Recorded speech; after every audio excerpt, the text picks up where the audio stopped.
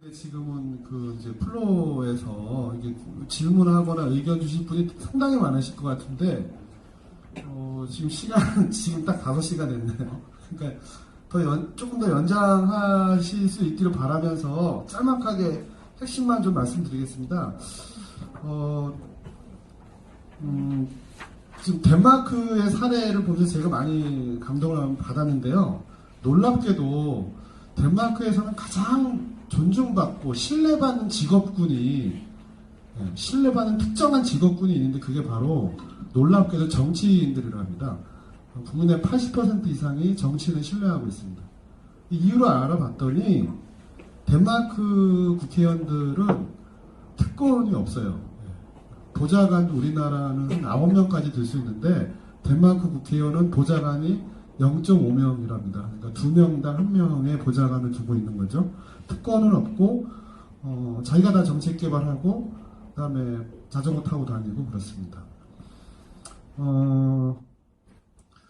정치는 저는 공기와 같다고 생각하거든요. 저도 이제 교사 생활 20년을 했는데 수많은 어떤 교육적 모순이나 그런 문제 제기나 이런 것들이 어마어마하게 일상적으로 벌어지고 있는데 그런 얘기들이 어찌 보면 그게 다 정치로 풀릴 수 있는 것들이거든요. 이게 공기와 같은 것들인데 저는 이런 것들이 좀 모아지고 모아져서 그 생활에 반영되고 그 반영시키는 것이 바로 정치의 역할이라고 생각합니다. 그런데 현재 한국에서는 지금 21세기 한참 달고 2020년이 된 이 시점에서도 하루에 37.5명이 자살하는 나라고요. 한 해 한 300명 이상의 우리 아이들이 스스로 교육 문제로 자살하거나 이렇습니다. 이건 국가적으로 되게 비상 상태거든요. 교육적으로 이렇게 보면요. 유초중고에 다니는 학생의 수가 620만 명 정도 됩니다. 우리나라에. 그리고 대학원과 대학생 합하면 한 360만 돼서 합하면 유치원부터 대학생까지 다니는 숫자가 어린이집은 빼고입니다. 한 960만, 한 1000만 명 정도 됩니다. 그리고 이 1000만 명의 학부모를 1.5배로 계산해서 합하면 우리나라 국민의 절반 정도 2500만 명이 다 교육과 관련이 있는 사람들입니다.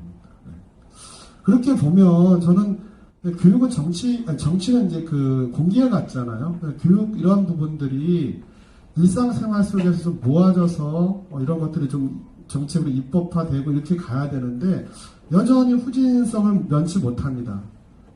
지금 자유한국당이 며칠 전에 교육공약을 발표하는 걸 보고서 여전히 또한 그런 자괴감을 좀 느끼기도 하고요. 한국기독교 총연합, 한기총이라고 하는 그 단체에서 아마 제가 방송으로 봤는데 아마 253개 지역구의 전체 후보를 내고 아마 비례 후보를 내서 아마 정치에 진출한다라는 얘기를 들었습니다.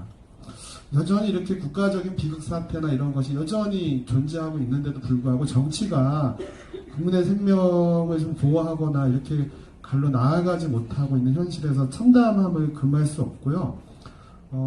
저는 아까 우리 옆에 계신 우리 젊은 선생님께서 말씀하신 부분에 적극 공감하면서 독일에서 이렇게 비례정당, 연동형 비례정당이 오래전부터 도입이 되어서 직능별로 어떤 정치에 참여 주체들이 참여하면서 여러 가지 연합정치라든가 이런 정치를 하는 거 보면서 상당히 좀 저렇게 가야 되는 거 아닌가 이렇게 생각합니다. 요번에 국회에서 통과된 연동형 비례대표제는 바로 이렇게 직능별 아니면 소수 이런 어떤 대한정치나 이런 것들을 좀 키워내기 위한 그런 걸로 되어 있거든요.